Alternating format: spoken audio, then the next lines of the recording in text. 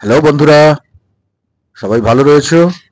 আমরা চলে এসেছি ফটোশপের আর্ট বোর্ডে এবং সাথে পেন টুল নিয়ে নিয়েছি।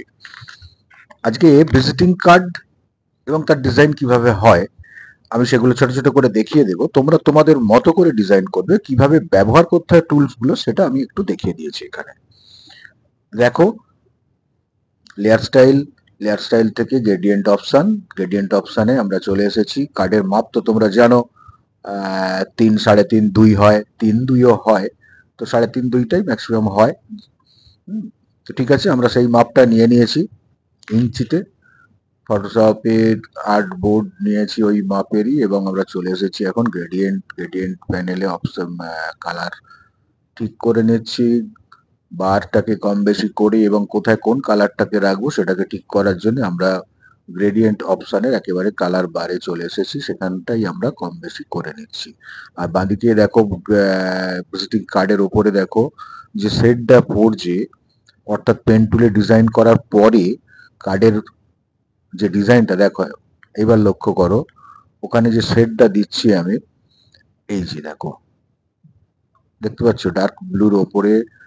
হুম, আচ্ছা, এখানে দেখো ওই নাম বা অ্যাড্রেস লেখার জন্য যেখানে যেখানে আমি এখানে এক্স দিয়ে ছেড়ে দিয়েছি, তোমরা এখানে প্রয়োজন মতো নামগুলোকে লেটার দিয়ে সাজিয়ে দেবে।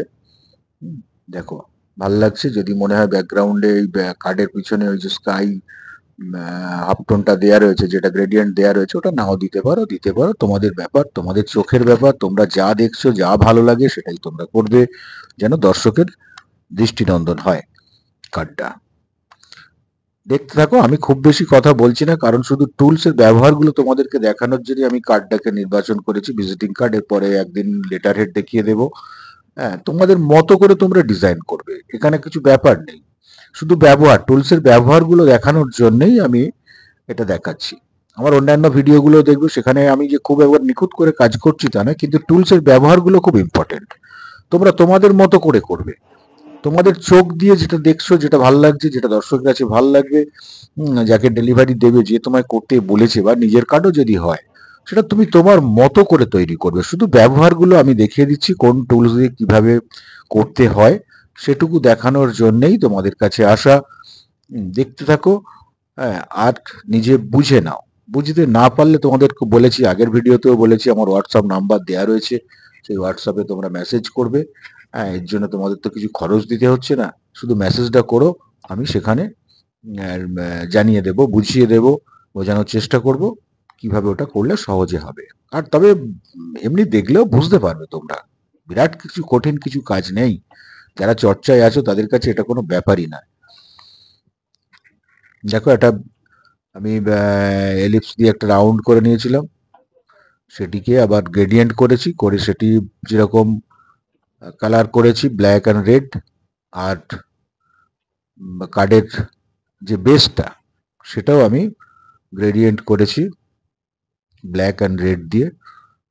বেশ ভাল লাগছে, আমার তো ভাল লাগছে কালার কম্বিনেশনটা। তোমরাও তোমাদের মতো করেই করবে, কোনো অসুবিধে নেই। আর একটা দেখো, পেন টুল দিয়ে আমি, হ্যাঁ, পেন টুল দিয়ে যে ডিজাইনটা আমি করে নিয়েছি পাতায়, কার্ডে ভিজিটিং কার্ডে, জানো তো, মানে বিজনেস কার্ডে প্রচুর ডিজাইন হয়, ছোট ছোট ডিজাইন করবে।